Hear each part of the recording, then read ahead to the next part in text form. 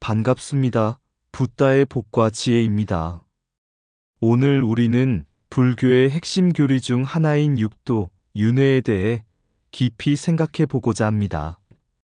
불교는 단순한 철학이 아니라 생사의 진리를 꿰뚫어 보고 깨달음을 향해 나아가는 가르침입니다. 육도 윤회는 우리가 살아가는 이 세계가 단순히 한 번의 삶으로 끝나는 것이 아니라 우리의 업에 따라 끝없이 순환한다는 깊은 가르침을 전해줍니다. 부처님께서는 우리에게 보이는 세계뿐만 아니라 보이지 않는 세계의 법칙 또한 깨닫고 그에 따라 바른 삶을 살아가야 한다고 말씀하셨습니다. 지금 이 순간 우리의 몸과 말과 마음이 선한 길로 나아가도록 정진한다면 우리는 반드시 더 나은 삶과 깨달음의 길로 나아갈 것입니다. 육도 윤회를 믿는 것은 불교의 본질을 이해하는 것입니다. 단순한 미신이 아니라 인과의 법칙과 중생의 삶을 이해하는 중요한 깨달음입니다. 불자로서 우리는 부처님의 가르침을 따르고 윤회의 진리를 마음속에 깊이 새겨야 합니다. 부디 오늘의 배움을 통해 불법의 깊은 진리를 깨닫고 모두가 지혜와 자비로 충만한 삶을 살아가기를 기원합니다. 자, 그럼 육도 윤회를 믿지 않는 것은 불교가 아니다. 그 여정을 함께 해볼까요? 어느 날 한 젊은 학자가 고승을 찾아와 물었다. 스님, 저는 불교의 가르침을 존중하지만 육도 윤회는 믿을 수 없습니다. 사람이 죽으면 끝이지 어떻게 다시 태어난단 말입니까? 고승은 미소를 지으며 말했다. 그대는 어젯밤 꿈을 꾸었는가? 젊은 학자는 고개를 끄덕였다. 네, 꿈에서 저는 왕이 되어 큰 부귀영화를 누렸습니다. 하지만 깨어나니 모든 것이 사라졌지요. 고승이 다시 물었다. 그렇다면 꿈속의 왕이었던 그대와 지금의 그대는 다른 사람인가? 젊은 학자는 잠시 생각하다가 답했다. 아닙니다. 꿈속의 저는 결국 저 자신입니다. 그러자 고승이 말했다. 그렇다. 꿈에서 깨어나면 꿈이 허상이지만 꿈을 꾸는 동안에는 그것이 현실이다. 마찬가지로 우리가 사는 이 세상도 윤회의 흐름 속에서 하나의 꿈과 같다. 한 생이 끝나면 또 다른 생이 시작될 뿐 근본적인 자아는 이어진다. 젊은 학자는 깊은 깨달음을 얻고 물었다. 그렇다면 우리는 어떻게 해야 합니까? 고승이 미소 지으며 말했다. 지금 이 순간을 소중히 여기고 바른 행을 닦아라. 착한 마음을 가지고 살아가면 내 생은 더 나은 곳이 될 것이며 마침내 윤회의 굴레를 벗어나 해탈에 이를 수 있을 것이다. 이 말을 들은 젊은 학자는 조용히 합장하며 말했다. 스님, 이제야 윤회의 진리를 조금이나마 이해할 것 같습니다. 고승은 고요한 미소를 지으며 멀리 저녁 노을을 바라보았다. 옛날 한 촌락에 학문이 깊은 유학자와 불법을 닦는 스님이 살고 있었다. 유학자는 현실을 중시하며 보이지 않는 세계에 대한 논의를 피했고, 스님은 육도, 윤회의 진리를 설하며 보이는 것 너머의 세계를 깨닫도록 사람들을 이끌었다. 어느 날 유학자가 스님에게 물었다. 스님, 불교에서는 윤회와 내세를 말하지만 그것을 본 자가 어디 있습니까? 나는 사람이 죽으면 그뿐이라 생각합니다. 스님은 조용히 웃으며 말했다.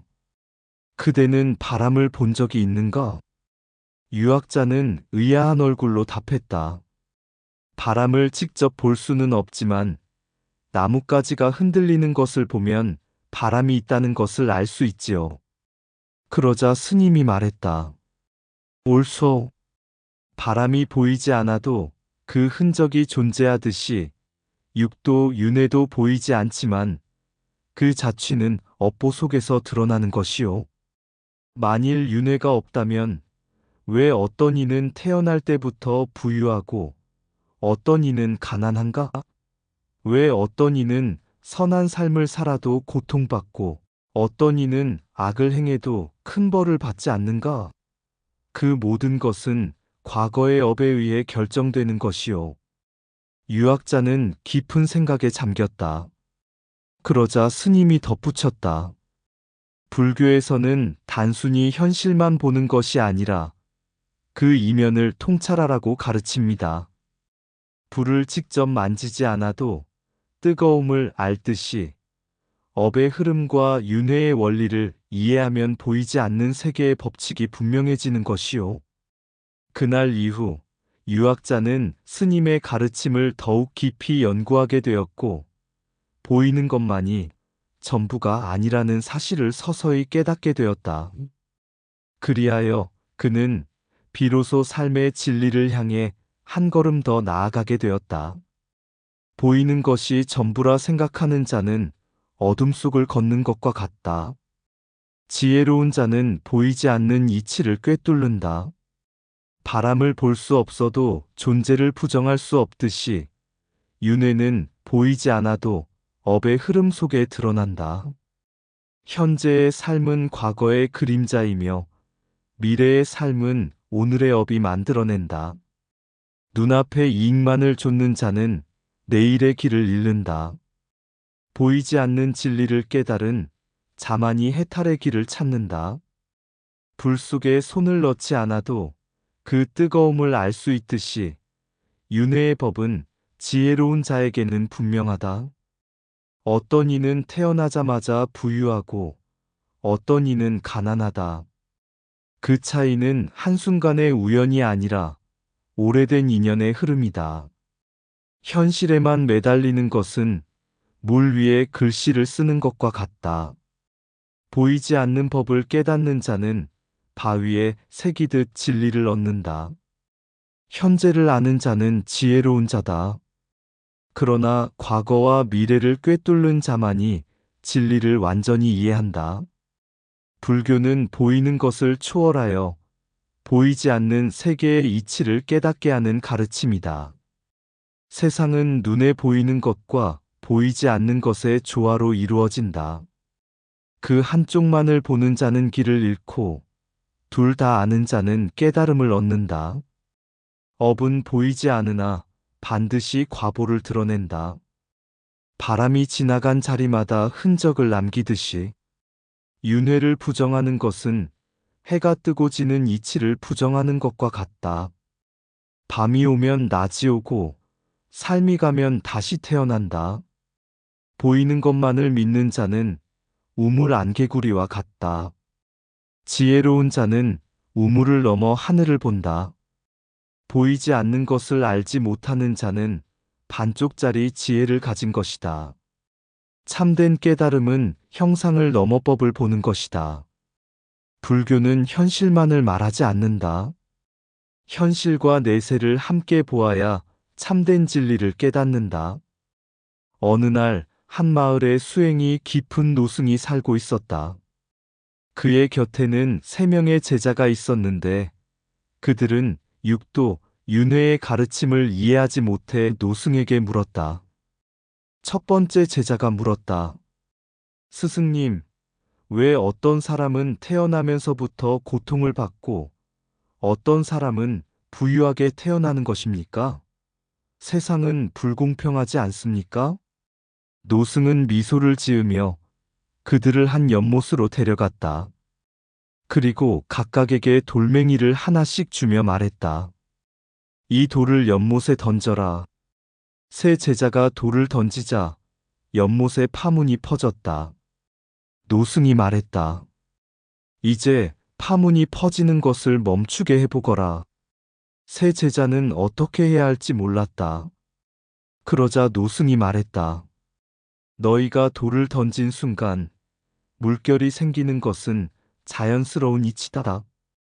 우리가 살아가며 행한 모든 행동도 이와 같다.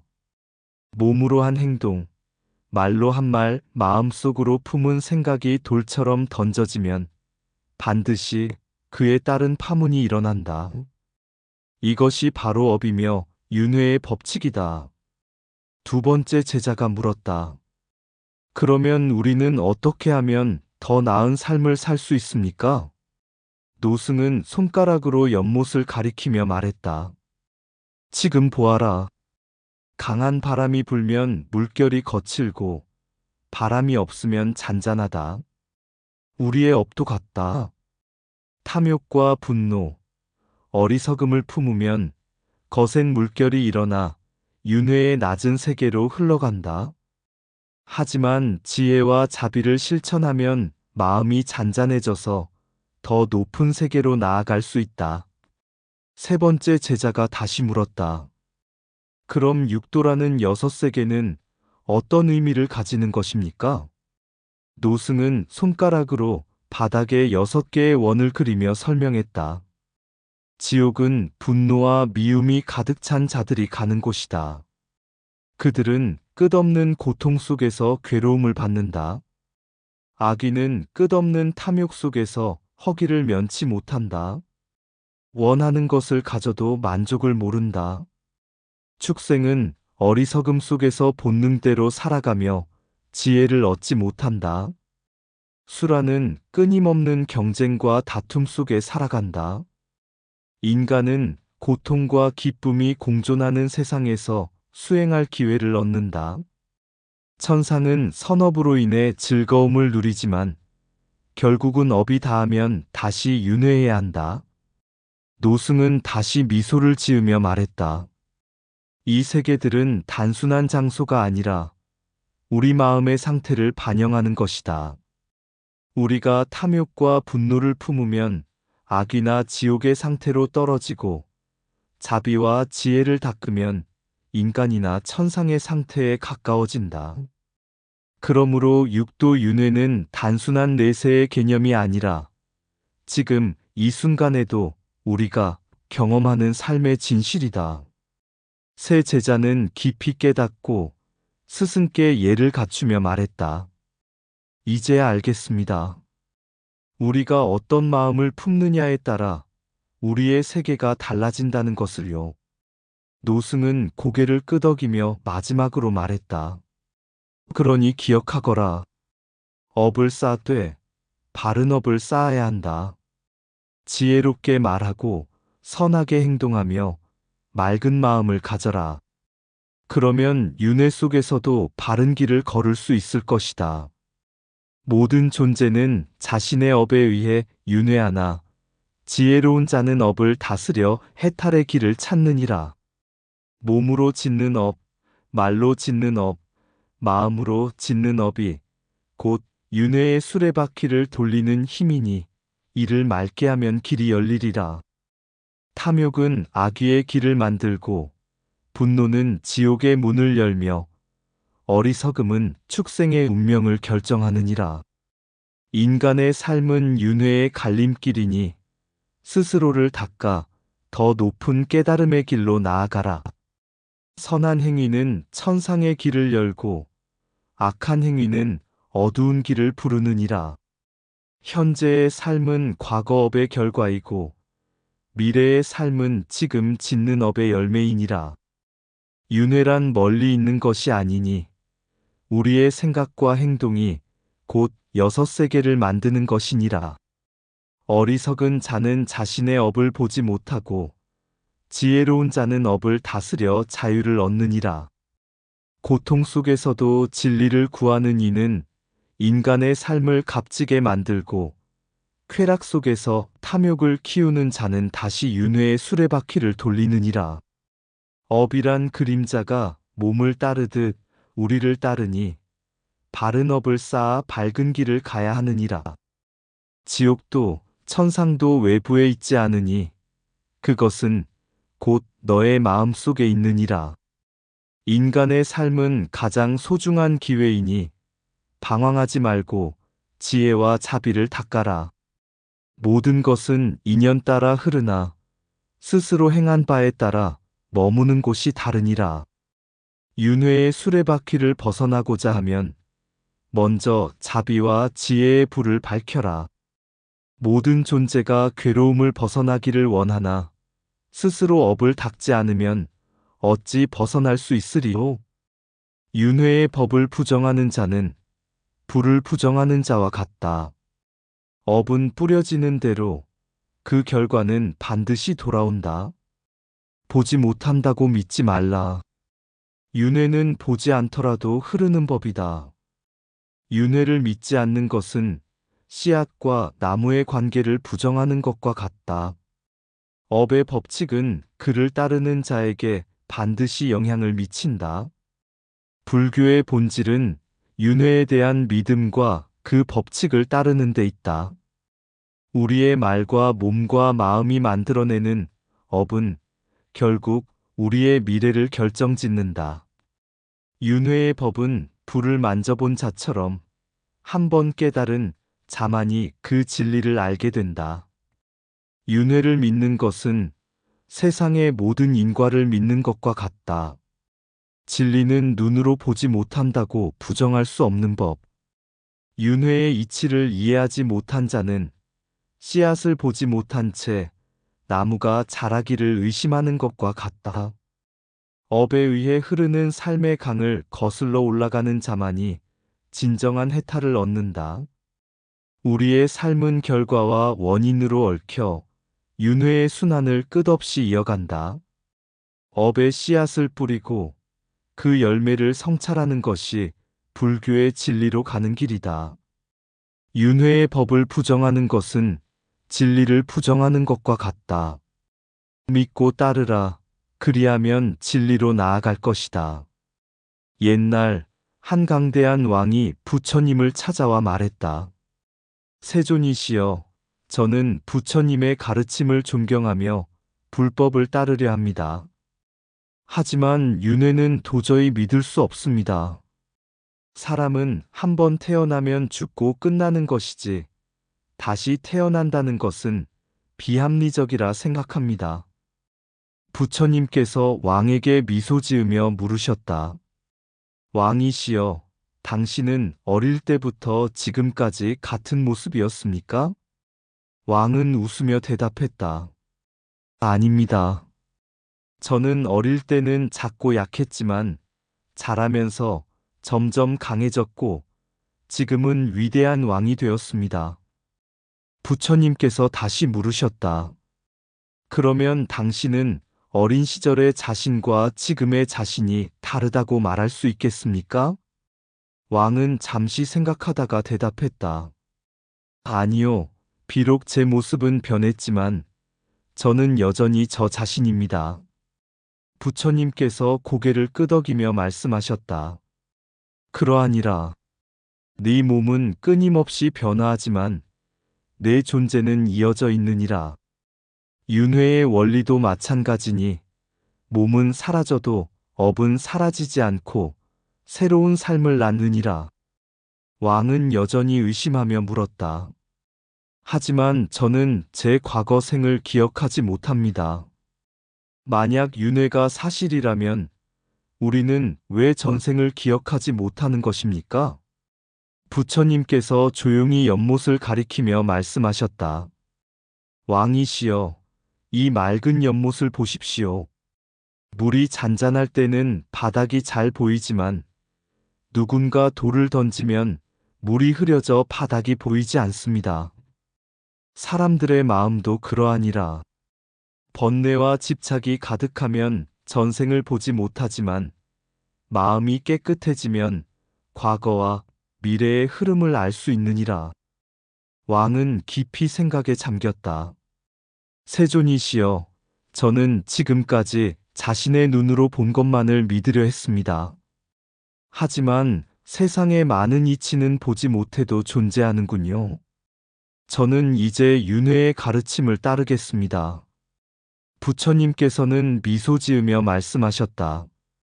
그렇습니다, 왕이시여. 윤회는 믿든 믿지 않든 그 법에 따라 작용하느니라. 그러나 바른 지혜를 가진 자만이 그 윤회의 흐름에서 벗어나 해탈할 수 있느니라. 이후 왕은 부처님의 가르침을 받아들이고 더욱 정진하여 마침내 윤회의 이치를 깊이 깨닫게 되었다. 어느 날 한 젊은 학자가 부처님을 찾아왔다. 세존이시여, 저는 불교의 가르침을 존경하지만 윤회는 받아들일 수 없습니다. 눈으로 보이지 않는 것을 어찌 믿을 수 있겠습니까? 부처님께서는 미소를 지으며 대답하셨다. 젊은이여, 바람이 보이지 않는다고 해서 존재하지 않는 것이라 할 수 있느냐? 학자는 고개를 저으며 답했다. 아닙니다. 바람은 직접 볼 수 없어도 우리가 느낄 수 있습니다. 부처님께서 다시 물으셨다. 그러면 너는 네 어머니의 자궁 속에 있을 때의 기억이 있느냐? 학자는 당황하며 말했다. 아니요, 전혀 기억나지 않습니다. 부처님께서 부드러운 목소리로 말씀하셨다. 그렇다면 너는 어머니의 태중에 있지 않았다고 말할 수 있느냐? 학자는 조용히 고개를 숙였다. 보지 못하고 기억하지 못한다고 해서 없는 것이 아니니라. 윤회도 그러하니라. 몸은 사라지지만 행한 업은 사라지지 않고 이어져 다음 생을 결정하느니라. 그때 한 노승이 옆에서 미소 지으며 학자에게 말했다. 젊은이여, 네가 불을 붙인 등불을 보라. 바람이 불어 등불이 꺼진다면 그 불은 어디로 갔느냐? 학자는 한참을 생각하다가 답했다. 불꽃은 사라진 것이 아니라 다른 곳으로 이어졌을 것입니다. 부처님께서 말씀하셨다. 옳다. 내 삶도 그러하니라. 업에 따라 불꽃이 다른 곳으로 이어질 뿐 완전히 사라지는 것은 아니니라. 윤회를 부정하는 것은 바람이 없다고 말하는 것과 같고 네가 태어나지 않았다고 주장하는 것과 같으니 어리석은 생각을 버리고 바른 지혜를 길러라. 학자는 깊은 깨달음을 얻고 부처님께 예를 올렸다. 세존이시여, 이제야 윤회의 진리를 이해하였습니다. 저는 어리석었습니다. 이제는 바른 믿음으로 정진하겠습니다. 부처님께서 미소를 지으며 마지막으로 말씀하셨다. 윤회의 법은 믿음으로만 이해할 것이 아니라 바른 수행과 지혜로 직접 깨달아야 하느니라. 정진하라, 젊은이여. 너의 등불이 다시 밝히도록 하라. 이후 학자는 수행을 거듭하여 마침내 윤회의 이치를 깊이 깨닫게 되었고 많은 사람들에게 바른 법을 전하는 큰 스승이 되었다. 보이지 않는 바람이 지나가듯 내 삶도 그 길을 따라 흐르네. 태어남과 죽음, 그 사이의 다리, 이어지는 길 위에서 걸어가네.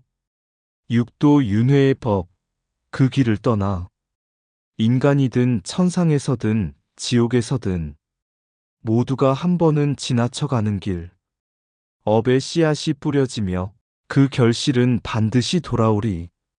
오늘의 나, 내 마음의 말과 몸. 이 삼업이 나의 내일을 열어 선한 길을 걷는 자, 고통을 넘어서 악한 길을 걷는 자, 그 고통을 맞이하리.